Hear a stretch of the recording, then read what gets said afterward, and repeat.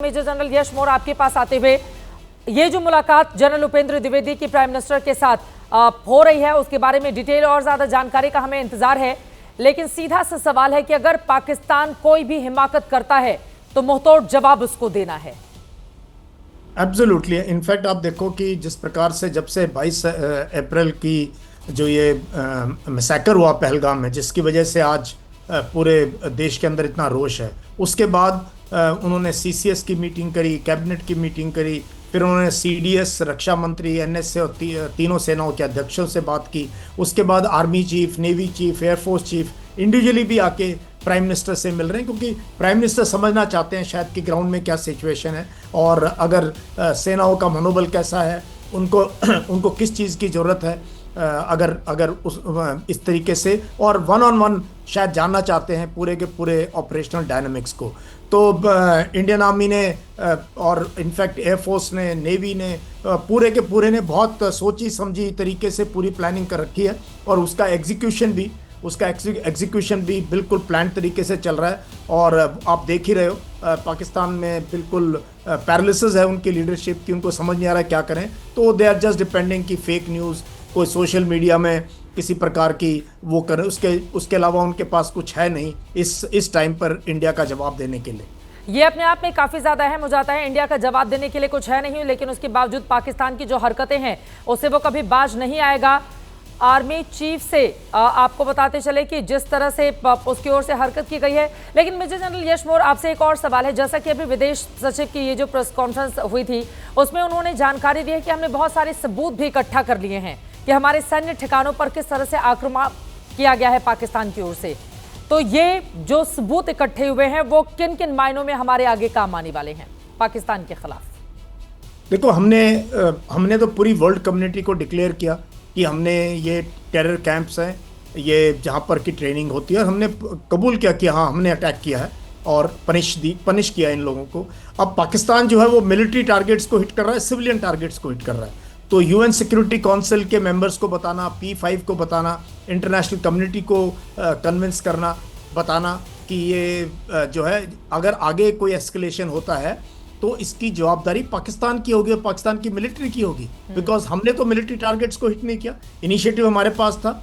हम चाहते तो उनके मिलिट्री टारगेट्स को हिट कर सकते थे, लेकिन हमने सोचा कि हमने उनके टेरर कैंप्स को हिट करना है, उनके जहाँ से ये जिहादी तैयार होते हैं वहाँ पर अटैक करना है। तो आई थिंक ज़रूरी है कि इस पूरे के पूरे घटना चक्र को, पूरे के पूरे जिस प्रकार से ये प्ले आउट हो रहा है, ये एस्केलेशन, उसको हम उसका एविडेंस भी इकट्ठा करें और साथ के साथ डिप्लोमेटिक कम्युनिटी भी जो है इक्वली एक्टिव रहे बाकी देशों को बताने के लिए कि इंडिया का बहुत प्रिंसिपल स्टैंड रहा है और ये हमारा कभी से स्टैंड है। We can not tolerate cross border terrorism, ये हमारी पॉलिसी का हिस्सा है।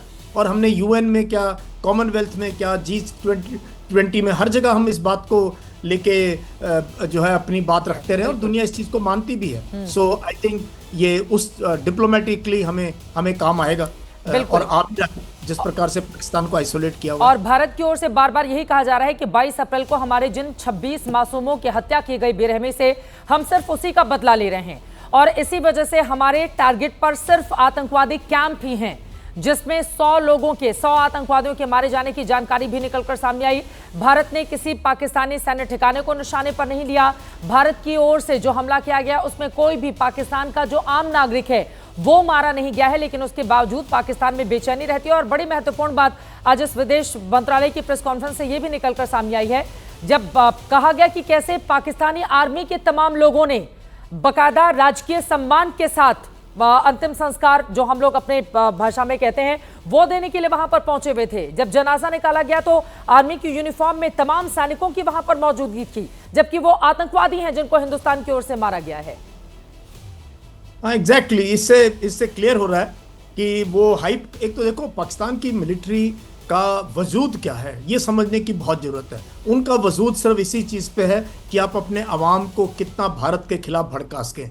तो वो तो इस पूरी की पूरी चीज़ को इनकैश करेंगे, इस पूरे के पूरे सेंटिमेंट को इनकैश करेंगे। अदरवाइज आपके जो है जिहादी मारे गए हैं उनको आप जो है एक नेशनल लेवल का उनका बरियल आप कर रहे हो, फौज ऑर्गेनाइज कर रही है और पूरा उसको शोकेस किया जा रहा है। इसका मतलब पाकिस्तान मिलिट्री इन्वॉल्व है और पाकिस्तान मिलिट्री इसको फैन आउट करना चाहती है अपने देश के अंदर। सो ये हरकतें ये करते रहे हैं ये लोग, बट उनकी पब्लिक भी जानती है, पाकिस्तान की पब्लिक भी जानती है कि पाकिस्तान मिलिट्री ने कितना बेड़ा गर्क किया अपने देश का। आज जो उसकी इकोनॉमिक कंडीशन है, जो उसकी सोशल फैब्रिक पाकिस्तान का, जिस प्रकार से हर लोग एक दूसरे से फिरके हैं, उनके धड़े हैं, उनके अलग अलग राज्यों के लोग आपस में लड़ रहे हैं और जिस प्रकार की वहाँ पर कार्रवाई हो रही है, सारी की सारी के लिए पाकिस्तान की फौज जिम्मेवार है। और तो यहाँ पर विदेश सचिव की ओर से जो बड़ी बातें कही गई, आतंकवादियों के अंतिम संस्कार की फोटो भी उनकी ओर से बाकायदा ब्रीफ की गई, दिखाई गई। हम तस्वीरें भी दिखा रहे हैं।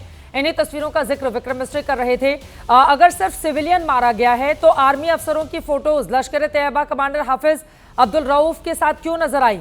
आतंकवादियों को पाकिस्तानी झंडे में लपेटकर वहां पर क्यों रखा गया था? ये सवाल वहां पर पूछा गया है। और आपको बताते चले, सरकार की ओर से ये दूसरी जो महत्वपूर्ण प्रेस कॉन्फ्रेंस की गई जिसमें ब्रीफ में पूरी डिटेल शेयर की गई है, उससे ये जानकारी समझ में आती है कि वहां की आर्मी का क्या हाल है, कि आतंकवादियों के जनाजे में जो आर्मी है उसके लोग शामिल होते हैं। यश मौर्य जी, तो यही मैं बताता रहा हूं कि पाकिस्तान की मिलिट्री जो है मुल्ला और मिलिट्री के बीच में पाकिस्तान का स्टेट फंसा हुआ है और इसलिए जो है उन्होंने वो इनके बिना सरवाइव नहीं कर सकते। अगर आज इन्होंने हिस्सा नहीं लिया और उन पे छोड़ दिया मरने के बाद, तो फिर ये कल को आएंगे नहीं लड़ने के लिए। तो इसलिए भी ये ज़रूरी है कि आप उसको, जो आपने एक फैक्ट्री तैयार कर रखी है, टेरर की फैक्ट्री है, एक सिस्टम, एक टेररिज्म का जो सिस्टम पाकिस्तान ने पिछले 30-35 साल से चला रही है उनकी फौज, उसको अगर आगे बढ़ाना है तो उन्होंने इसलिए हिस्सा लिया। तो ये बड़ी शर्म की बात है, शर्म की बात है पाकिस्तान मिलिट्री के लिए। और पाकिस्तान की मिलिट्री की शर्म कितनी बार उतारी जाएगी? 71 में आपको पता है क्या हाल हुआ था इनका, 1971 में। फिर आप कारगिल के अंदर सिर्फ 26 साल हुए, उनका क्या हाल हुआ था? उससे पहले सियाचिन ग्लेशियर में। और तो इनकी जितनी फजीयत होती है वो कम है और उनकी पब्लिक जानती है। लेकिन पब्लिक क्या करे, क्योंकि इनकी पॉलिटिकल डिस्पेंसेशन कमज़ोर है, पूरा का पूरा एडमिनिस्ट्रेशन फौज के नीचे, फौज देश को चलाती है, इसलिए जो है इस टाइप की हरकतें होती रहेंगी। बट हमें इसको ज़्यादा तवज्जो देनी नहीं चाहिए, हमें फोकस रहना चाहिए। हम प्रोफेशनल मिलिट्री हैं, हमारी मिलिट्री प्रोफेशनल है, हमारा अपना काम है, देश हित में क्या करना है वो हम अपने वक्त पर जो है करते रहेंगे। और देश को पूरा भरोसा भी है अपनी आर्म फोर्सेस पे। लेकिन अंतर्राष्ट्रीय स्तर पर पाकिस्तान को अलग थलग करने के लिए तो ये तस्वीरें हमारे काफी काम आने वाली है ना, कि हमने तो आतंकवादियों को मारा, लेकिन उसमें देखिए सेना के लोग किस तरह से शामिल रहे। हमने सिर्फ उन्हीं जगहों को टारगेट किया, उसके बावजूद जाकर किस तरह का सपोर्ट देते हुए ये लोग यहाँ पर दिखाई दिए हैं। और लाहौर के एयर डिफेंस सिस्टम को भी हमने जिस तरह से तबाह किया है, वो एक बड़ी कामयाबी क्या माना जा सकता है? 2 लाइन में छोटा सा जवाब आपका। एब्सोल्युटली, बिकॉज लाहौर अमृतसर के सामने है और मुरीद के लाहौर के पास है, जहाँ पर लश्कर का कैंप था। और लाहौर बहुत बड़ा कैंटोनमेंट है। 1965 में हमारी 3 जाट ने बिल्कुल लाहौर के दरवाजे पर पहुंच गए थे, जब हमने बरकी की लड़ाई लड़ी थी और इनको 2 बार हराया था इनको इच्छोगिल कैनाल के पार।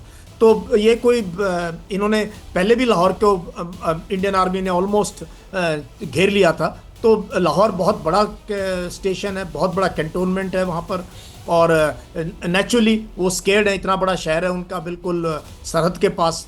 तो एयर डिफेंस सिस्टम तो उनका इससे पहले कि कुछ कर पाए जो है हमारे सिस्टम्स ने, हमारी एयरफोर्स ने और हमारे जो है यूएवीज और ड्रोन्स ने उसको ज़मीन के ऊपर ही जो है एकदम नाकाम कर दिया है। बहुत धन्यवाद आपका मेजर जनरल यश मौर्य जी, आज इस महत्वपूर्ण विषय पर बातचीत करने के लिए।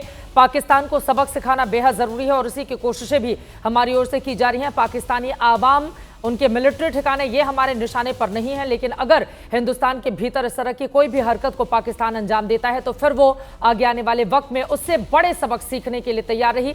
घर में घुसकर मार रही है हमारी सेना।